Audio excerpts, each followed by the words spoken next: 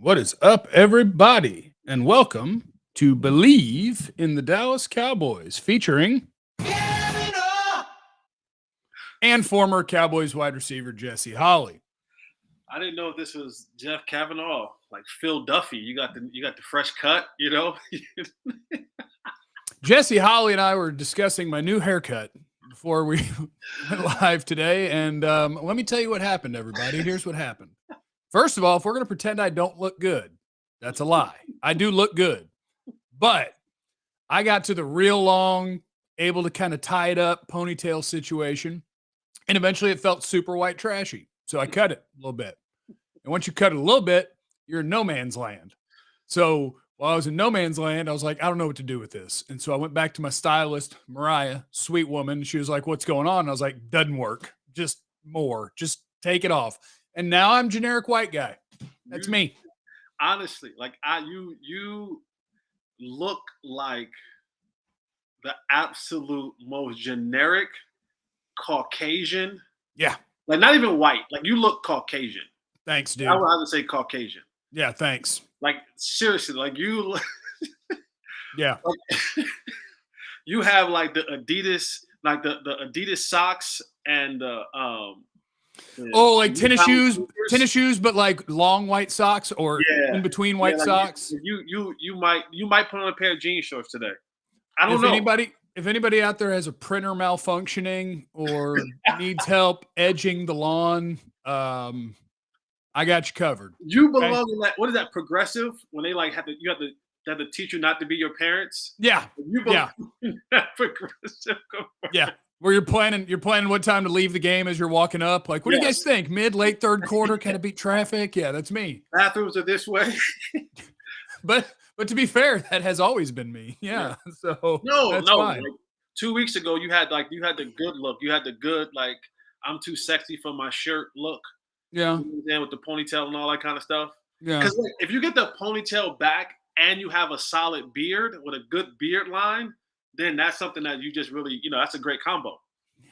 Yeah, but thanks. The Phil Duffy cut with the beard takes you totally to like Kinko's. See, but I think this has more mass appeal. This is more mass appeal. I think you eliminate part of the potential mate. To who? Like right now, if you were in the pickup line at school, you'd be the hot dad. Yeah. But if you went down to Lower Greenville or to Uptown, then I'll be like, "Are you looking for your daughter? Did she sneak out?" Okay, I'm just saying. What I'm saying is the ponytail man appeals to like there's a niche for that. Like 25% of women might look at that and be like, "Oh yeah, long-haired guy, look at that." But with this one, you're being safer. You're not eliminating anyone. No, I think your percentage is up. I think your percentage is up way higher ponytail longer hair look because your ponytail longer hair look gives you multiple looks. When you go down and the locks are flowing, and then when you go back, it's kind of like a 2-for-1 right there. Your percentage is way up. This look totally eliminates you from the 25 to 32-year-old range. I'm not edgy anymore. Not that you're looking for that. I'm just saying if you were, you're going to have to do a lot more talking. Like the ponytail long locks, you're on second base to start. Damn. This, you're going to have to take a couple hacks at it first. You're going to have to get in that plate, tighten up on that grip. You know what I mean? Stand in there. Well, that's okay. I like to earn my base hits. Okay. I like to earn. Hey, by the way, this is a Cowboy show. That's former Cowboy wide receiver Jesse Holley. I swear to God, we're about to power rank the NFC East wide receivers. Go ahead and put them in order in the chat if you would like. If you're not watching on video and you're listening later, just trust me. I have a generic white guy haircut. It looks okay. That's the description. How do you look? Okay. Let me knock out this because Jesse, we have to do this. This is important. Absolutely. Our partners at BetOnline, they continue to be the number one source for all your betting needs and sports info. And right now is a good time to bet. Right now is a good time to bet with all this NBA traction and stuff like that. Get your bets in. Who's going where? Who's signing where? Get your bets in with BetOnline. Yeah, I don't know if there's a way to bet on the fact that Kyrie was like, dare to be different. And the next day, KD was like, please trade me. But you can find all the latest odds, news, sports developments, Wimbledon, Major League Baseball, latest fighting news, next season's NFL futures. Get to the website or use your mobile device to sign up today. Receive your 50% welcome bonus on your first deposit. Just use our promo code BLEAV, BLEAV, to get the bonus and get into the action. It's BetOnline, where the game starts. Now, this was inspired by Kyle Yeomans from Cowboys.com, right? Before we get into that, I do want to do a quick thing for training camp purposes, right? This is a Cowboy show. So if those of you that are out there and haven't saw that the training camp practice list is out, I want to just quickly run through it to give people a kind of a schedule for Oxnard. And so if you're looking to experience camp, understand it's free. Get there early, especially on those Fridays and Saturday practice, because it gets packed. And you'll be out there, yes? I'm going to be there, yes. You're going to give the dates, but the opening date is July 26th. So I'll get there the 26th or 27th, and I Bleav I will stay 7 to 10 days, and I'll go live every night or every day after practice, and it'll be glorious. And it's perfect, right? So you'll get to the 26th. Practice opens up. The first open practice is July 27th. Then on July 30th, they have Back Together Saturday. I will say this from experience as a player and experience as a fan. If you're looking to go to practices, the best practices, in my opinion, are the practices before a break and not after the break. Because that's when they'll be in pads going hard. Correct. You'll see more live action. Guys will be going hard. Now, when they come back from that break, it takes about a day or so to get back into the swing of things. So if you're looking to go to practice, think about going before the break, not after the break. August 3rd is open practice at 10 a.m. August 6th, I went the other way. July 27th, 8th, 29th, 30th, open practices. August 1st, 2nd, 3rd, 4th, 5th, 6th, 6th, 8th, 9th, and 10th are all open practices. On the 8th, they have Hero Appreciation Day. Most of these practices start at 10 or 11 a.m. Get there early because it will get packed. I know that they changed the seating from what it used to be before in the past. I know that they have some COVID things, so hopefully it's back to normal out there. And go out there, have a good fun, cheer your Cowboys on. They'll have some away games where they'll have live practices that you won't be able to see unless you live in Denver or Los Angeles. So I'm thinking about pushing my luck out there, and what I'm gonna do is I'm gonna go in the stands if I don't have an actual credential, and I'm just gonna hold up my phone and hit go live and see if like Joe Trahan or Scotty Golnick comes up there and is like, hey, you can't live stream the whole practice, because I don't know if you can or can't. I'm thinking about doing it. I'm pretty sure after a day or so, you're probably going to get a call or text or email from Joe Trahan like, hey, Jeff, buddy, love ya, looking good, got a nice tan, hope life is treating you well. Please stop live broadcasting our practice from the stands, because I don't want to have the police escort you out in California. Here's cease and desist, and this is going to cost you a lot of money, and trust me, you're not making enough on YouTube to pay what this is going to cost you. So there's that. There. Boom. All right, now we got that out the way. Now we can go ahead and get into it. Okay, we're going to power rank the NFC East wide receivers. I Bleav Jesse told me credit goes to the great Kyle Yeomans of DallasCowboys.com for the idea of trying to put these guys in order, and I love it because people do love lists. Yes, love lists. All right, so I'm going to give the names. So people, if you're following with us at home, you can write down your own list, put them in the chat. Booty Nasty, what's up? I don't have any hate in my voice today. I don't know how it might go, Booty Nasty, but right now I don't have any. All right, he hadn't hated yet. There hadn't been any hating. Well, unless you count him talking about my haircut, but that wasn't hating. That was observation. That's observation. There we go. All right, so if you're playing with us at home, yeah, that works. Okay, I just want to make sure it didn't come off like. Yeah. Here we go. If you're playing this game with us at home, here are the list of names. And we're going to rank these from 1 to 10, 10 being the least of the group, 1 being the very best of the group.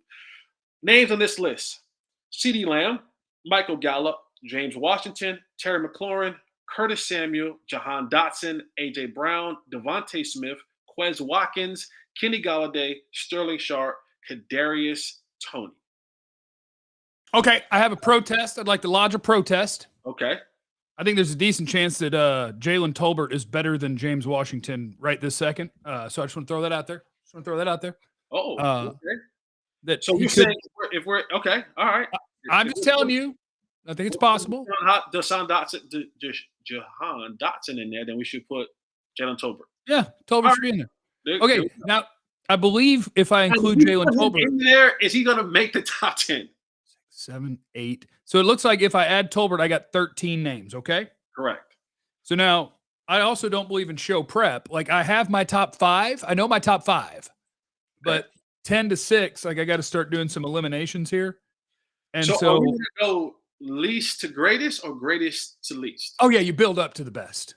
Okay, perfect. Okay. Yeah, you build to the best. All right, because I don't Bleav in show prep at all a lot of times, but sometimes I do.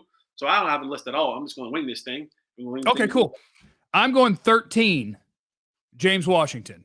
We only get 10. Oh, okay. James Washington is not going to make it. Okay. Okay.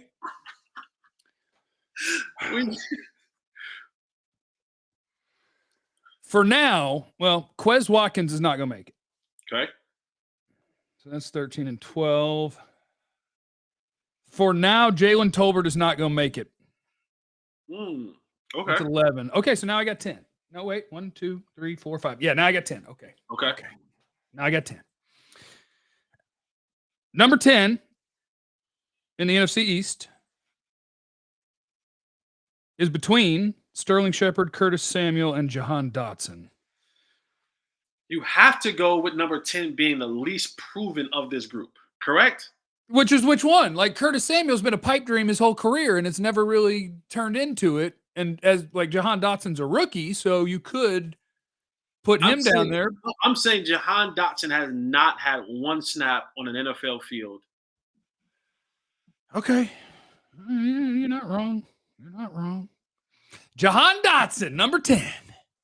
That's where I think Curtis Samuel is like so many dudes in the NFL where I feel like every year people are really excited. And it's like, this will be the year that they get this really cool stuff out of him. And it's never like he's kind of a running back that plays receiver, and it's never really been a thing. But okay, Dotson's 10. Oh, you mean like Tony Pollard? Yeah, but at least Tony Pollard ran for damn near 1,000 yards last year. Like Samuels was hurt all last year. His best year ever was 850 receiving yards, but that's at 11 yards a catch. Receivers are supposed to get me 15 a pop. He's just a really weird player, which that's fine. That's fine. That's fine. All right, we got Jahan Dotson at 10. Jahan Dotson is at number 10. Mm-hmm. I will put Curtis Samuel at number 9. Okay. The hardest one to place is Kadarius Toney, because if he were healthy and liked sports and was like at practice and stuff, like he could end up in the top 5. I'll say this. There are a few players, even in this division, across the league for sure, but even in this division that you look at and you go, if this dude really gave a like Kadarius Toney, if he actually gave a damn a little bit, this dude would be, he would be like Percy Harvin 2.0. Like a little bit. Like if he just cared a little bit. Yeah, he's a freak. He's a freak. Like he's the dude that like you watch some of the things he does and you compare it to other NFL players that you're like, oh yeah, that guy's quick and can make people miss. And then it's like you show Kadarius Toney and you're like, okay, I take back what I said about that other guy who I thought could make people miss. That dude can make people look stupid. Kadarius Toney's super talented. I'm gonna put him ahead of Sterling Shepard. So I'm gonna actually go Sterling Shepard 8. Okay. Jahan Dotson 10, Curtis Samuel 9, Sterling Shepard 8, Kadarius Toney 7. 6 and 5 are very debatable. It really hurt this guy going to the team he went to and the year he had before that. I'm actually going to put Kenny Golladay 6th and Michael Gallup ahead of him. Okay. Yeah, like Galladay's good, but he was good with Stafford, right? Where it was like Yeah, I can put it in the right spot. Contested catch. Just go get my football. Huh? Yeah, I said, yeah, like the quarterback who actually threw him the football. Like that's. Well, he's like a go get my football guy. So you got to put it in the right spot. He's not a get open guy. They didn't even like really throw it to Kadarius, not Kadarius, to Kenny Golladay. Well, Daniel Jones sucks. But still, you started 14 games and had 500 yards. Like, I can't put you too high. And I think he only had like 1 or 2 touchdowns that like came at the end of the year, if he had any. He had 0. Yeah, I was like, he didn't even have, okay. His catch percentage was 48%. Like, Kadarius Toney's was 68. Sterling Shepard's was 68. 48% of the time when you threw it to Golladay, the ball was caught. Like, that's atrocious. But that's a bad quarterback with a doesn't get open wide receiver. It's like whoever was evaluating talent wasn't evaluating what we have at quarterback and what his skill set is. Yeah. And bringing these two together would actually make it work. Like that is the, that's the sad part about why I was so upset that the Giants actually woke up and decided to not bring back Dave Gettleman, because I was like, his incompetence was as far as Cowboys fans, it was our luxury, because he looked at a situation and said, this quarterback and that player, let's just bring them together when the two actually should be so far apart because of what they do. It's not even funny. But yeah, I think what they did was like the Kenny Golladay, good receiver. We don't have good receivers. Sign Kenny Golladay. And there was nobody in the room like, hey, he can't get open and our guy can't throw. So let's not give this guy a long contract and a bunch of money. Yeah. Everyone was like, nah. And then, of course, somewhere along the line, Joe Judge, who's never ran a team at all, I mean, outside of special teams, and he was like, okay, if you said so. And then Jason Garrett was probably like, well, hey, guys, lemonade, long talk over lemonade. Let me tell you about the time we were, and he came. And Golladay hated his guts as well as the offensive coordinator. But that's little Buddhist monk. Yeah. Joseph Randall didn't know that the ocean was shallow.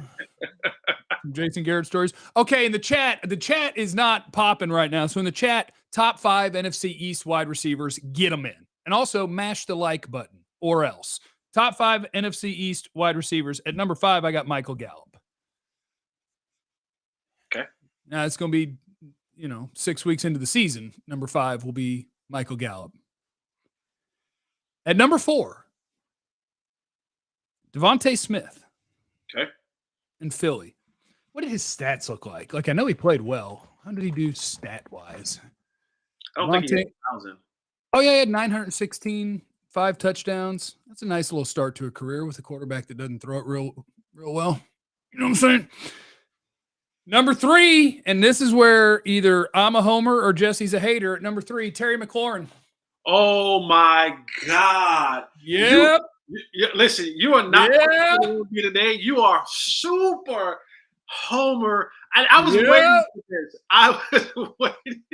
Well, Booty Juice, you're getting ready to get what you asked for. You're about to get some hate. But go ahead. Oh, my. Terry McLaurin, number 3. Hold on, I just want to see if the stats can back me up here. I just want to check something real quick. Terry McLaurin in 2021 played all 17, 1,053 yards, 5 touchdowns. CeeDee Lamb played 16 of the 17, 1,102 and 6 touchdowns. It's more yards, more touchdowns, higher yards per catch. Catch percentage was 65% for CeeDee. It was 59 for McLaurin. I mean, I know McLaurin's been really good for 3 years, but you can try to make a case he's better than CeeDee Lamb, but the numbers ain't saying it. Well, yeah, let's go. Well, we can also say that Terry McLaurin also played with Dwayne Haskins, God rest his soul, Ryan Fitzpatrick, and Tyler Haneke. Like, those were his quarterbacks. What are you trying to say? What I'm trying to say is, one had a top 10, 12 quarterback in the National Football League, a $40 million a year, a head and shoulders above. If you combine, God rest his soul, Dwayne Haskins, Fitzpatrick, and Tyler Haneke together, if you put them together, like if you molded them up together like Play-Doh, and you put them together, they are better than Dak Prescott.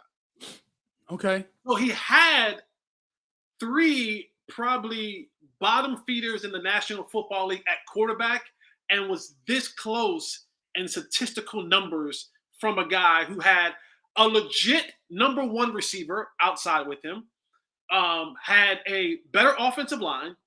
At some point in time of the season, it went downhill, had a better running game, and had a better coach, and had a better quarterback. I mean, everything else was better for CeeDee Lamb, a better stadium, better weather, better uniform colors. Everything was better. Yeah, you're not wrong about that. But CeeDee also has had a better rookie year, a better second year, and now going into his third year, he's a better. By the end of the year, look, here's what I'll say. Right now, it's debatable. By the end of the year, you will change your mind. So I'm willing to grant that you can make a good case that Terry McLaurin is as good or better than CeeDee if you're doing rankings, but that by the end of this year, it won't be a question. So part of this is prediction. By the end of this year, it will not be a question. CeeDee Lamb will be one of the two best wide receivers in the NFC East. At number 2, A.J. Brown. I'm kidding. At number 2 is CeeDee Lamb. Okay. At number 2, I got CeeDee Lamb. He's got to go catch A.J. Brown. A.J. Brown is so freaking. You can't press him. You can't tackle him. A.J. Brown is a freak show. Like, if they used him like Debo, I think A.J. Brown would run for like 700 yards. Like, I think you could do that with him. He's just that sort of freight train son of a biscuit. He's a monster. So mine is Gallup 5, Devontae Smith 4, Terry McLaurin 3, CeeDee Lamb 2, A.J. Brown 1. Ta-da! All right, and I'll breeze through mine, just because for time's sake, and I'm gonna go. I think we both agree. You've got CeeDee number 8, Gallup 11. No. James Washington 36. From this list, I go. I think Jahan Dotson is going to be pretty good, and I might be a tad bit of a hypocrite because I want to put him on this list in front of people who have actually played in actual football. You mean after you made me put him 10th because he hadn't played? Yeah, I'm going to put him 10th still, but okay. Guys who played. But so I'm going to go. Jahan Dotson will be number 10 for me, and then number 9 for me is going to be Sterling Shepard. Okay. I actually, because I like Sterling Shepard. Again, a lot of these players outside of he had to play with Daniel Jones, and he gets banged up a lot. But Sterling Shepard's a nice route runner. Like, he's a good player. Good player. Number 8 for me is I'm gonna go. I'm going to go Kenny Golladay. Okay. I'll go 8 Kenny Golladay for me. I'll go 7. It's going to be a run on Giants receivers. Kadarius Toney. And I pray. I do. This is really a prayer of mine. And I got to it with someone the other day because for some reason, I have this gut feeling that Brian Daboll, because if we think about, right, like physically, Daniel Jones, to me, has the tools. He's sneaky athletic. Until he falls down, yeah. Right, sneaky. Yeah. He can throw the football. Like, when I say throw the football, he has an arm. I mean, if you just lined him up and said, all right, let's make these throws, Daniel Jones' biggest problem, and it's a huge problem. You can't overstate this or understate this. The biggest problem with Daniel Jones is decision-making. It's decision-making and ball security. It's like, hey, you got a really strong arm and can throw the football.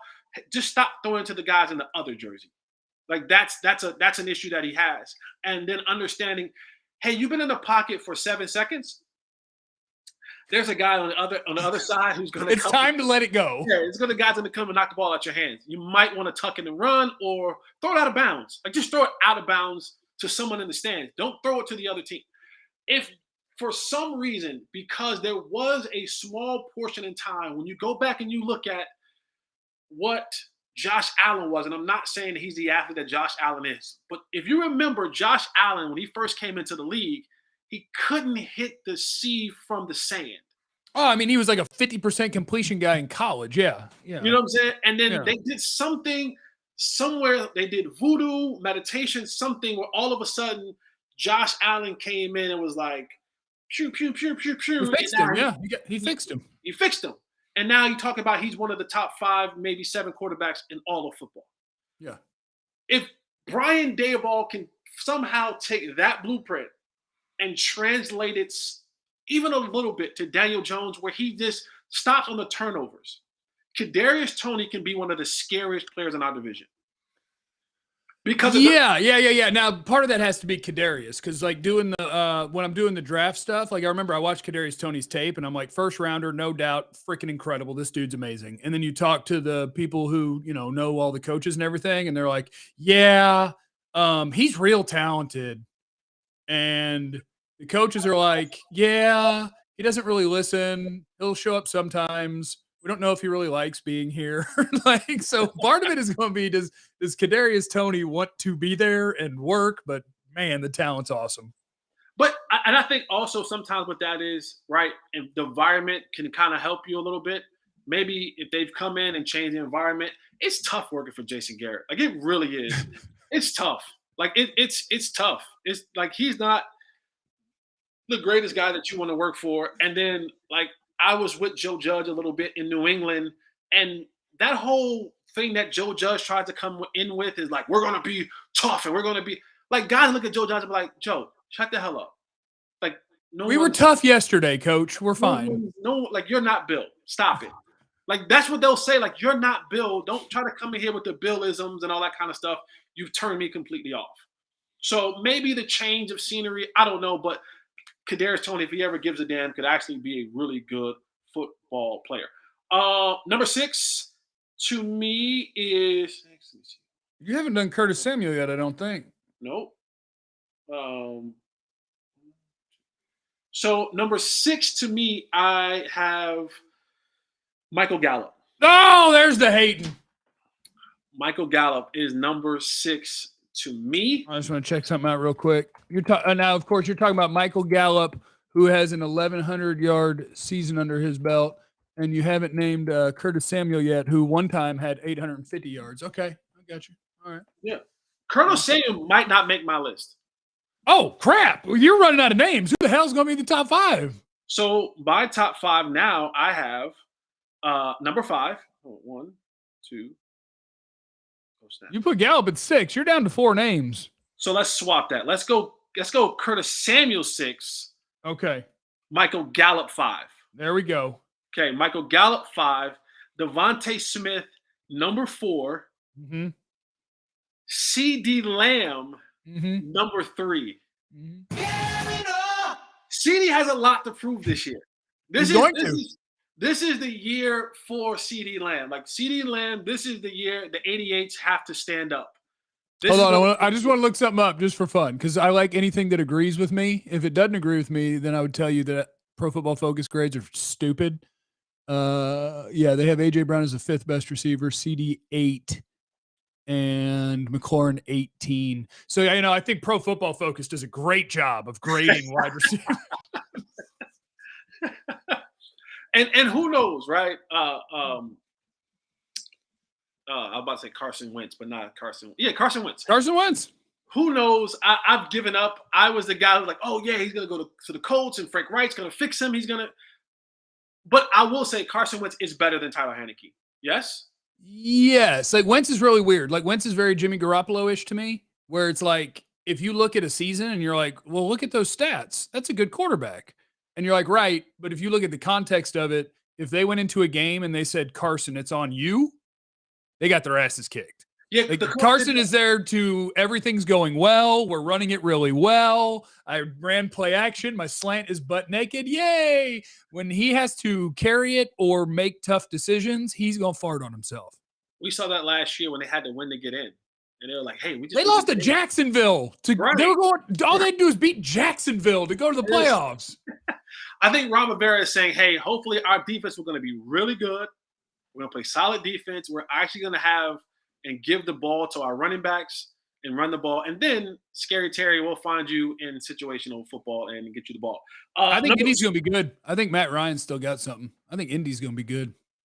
Number 2 for me is, of course, Scary Terry. Terry McLaurin. I just, there's something to be said about when a guy, even in your division, when he gets paid, everyone was like, yeah,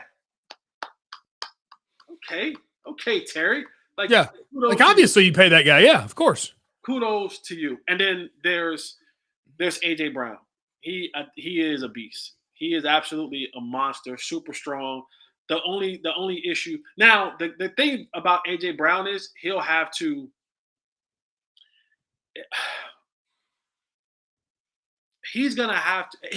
weapons around him. He'll have Devontae. Just be ready to catch some screens because Jalen Hurts ain't the best thrower. And that's the thing.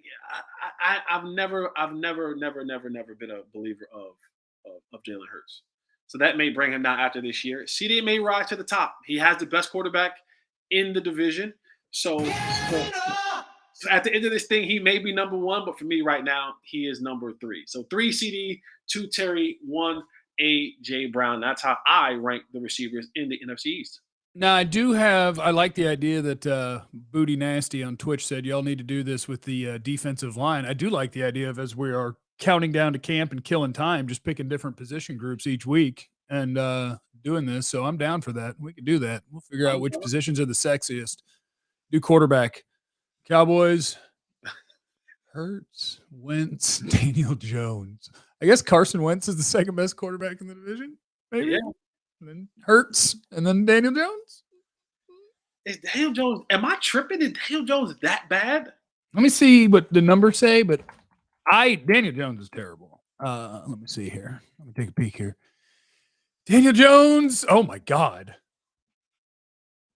This is an NFL quarterback that started 11 games last year when he wasn't hurt. How many touchdowns did he throw? 17. He threw 10. Ooh. He does not throw a touchdown each game. He threw 7 picks in 11 games. If you can't throw a touchdown per game in this league, in this butt naked wide open league, then I might need to back off of my Daniel Jones. Yeah, that's your guy.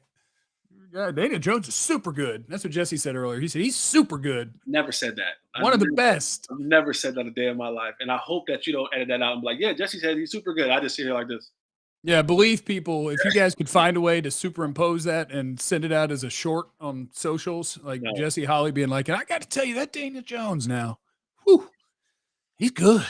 Even for that school in Durham, I still give him credit. Yeah, that's weird. This show has been brought to you by our friends at BetOnline, presented by our friends at BetOnline. Jesse, do you have anything to say to the people? Shout out to you see my shirt. Shout out to my homegirl L Boogie. My shirt says, just remember, you can do all things through Christ except try me. So you can do all things through Christ except try me at any point in time of your life. So, yeah. All right. Thank you, everybody. We'll see you next week. Remember, the shirt. Thank you. Sorry. You have no idea what anybody's going through, so be cool to everyone. We